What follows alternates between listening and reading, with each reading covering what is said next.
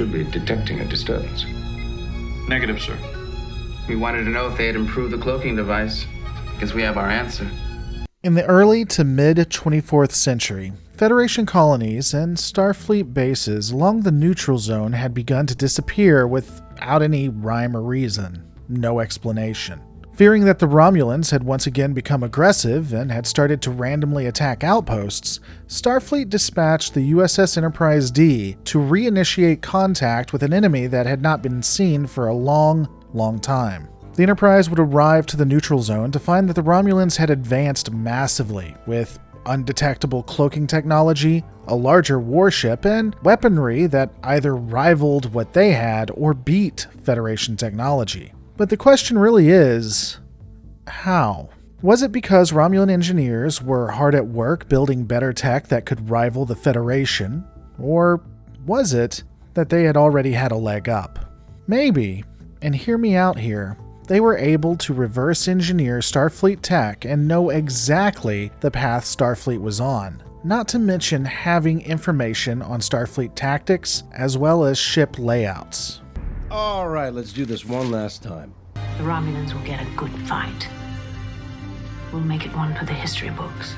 Before we can discuss how the Romulans were able to reverse engineer Starfleet technology and gain advantage, there are two pieces of information we're going to need to analyze. One of these pieces of information is the USS Enterprise C, and the second is the Battle of Narendra III. In 2344, relations between the Romulan Star Empire and Klingon Empire had gotten so bad that the Romulans launched a surprise attack upon a Klingon settlement at Narendra III. During that time, the USS Enterprise C received the distress signal and proceeded to the system at maximum warp. By the time they had arrived, the Klingon outpost was nearly completely obliterated, but despite this, the ship engaged in combat. Unfortunately, even though the vessel had state-of-the-art weapons and defense, don't worry, we're going to get back to that in a second, it was still no match against 4 Romulan warbirds. After a fierce battle where the crew of the Enterprise C did everything they could to defeat their enemy, the Enterprise would succumb to the damage and the Romulans would win.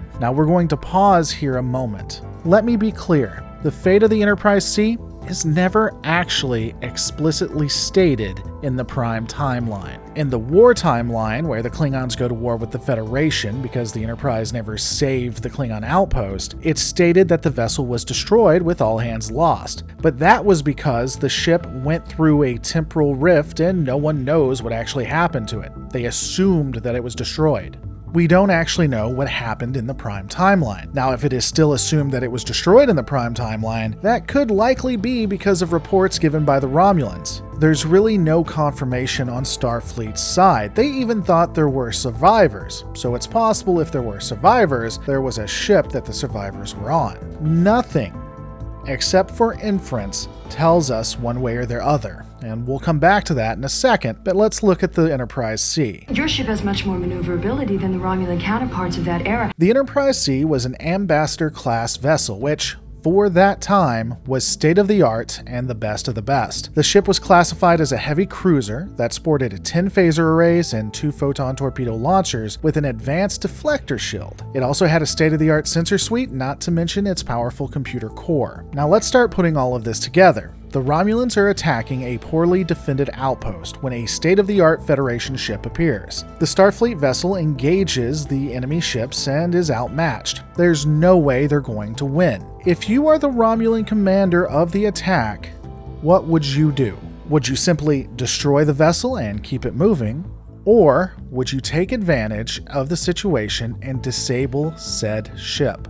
We know this is the standard modus operandi of the Romulans because we see Tomalak attempt it in the TNG episode The Defector. We also know, as I've stated, that some of the crew are taken prisoner. And again, I'll come back to that because it's important, not just for the saving of the ship. But what seems likely to you?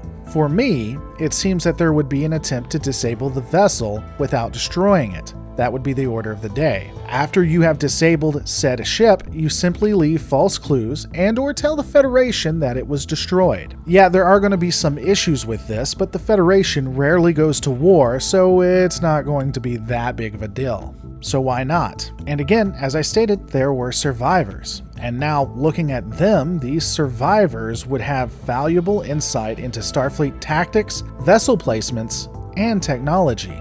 I'll try to put some of your tactical briefing to good use when we get back. Not to mention the woman from the 24th century who would have grown up in a Starfleet that had only ever known war and thus would have advanced information on said topics, and who we know was willing to work with the Romulans to save her crewmates. But even if we assume the Enterprise C was destroyed, you still have technology that could have been gleaned from the wreckage. In the end, it seems like they would have a treasure trove of information from the survivors, if not the ship, and at least wreckage that they could analyze. It would be with this battle that the Romulans gained technology and expertise that would be invaluable in building their weapons and cloaking tech that could fool Starfleet sensors. This perfectly explains why in the mid-24th century, and maybe even a little past that, the Romulans are far superior to that of their Federation counterparts. And it's all thanks to a Starfleet crew that decided to save a former enemy.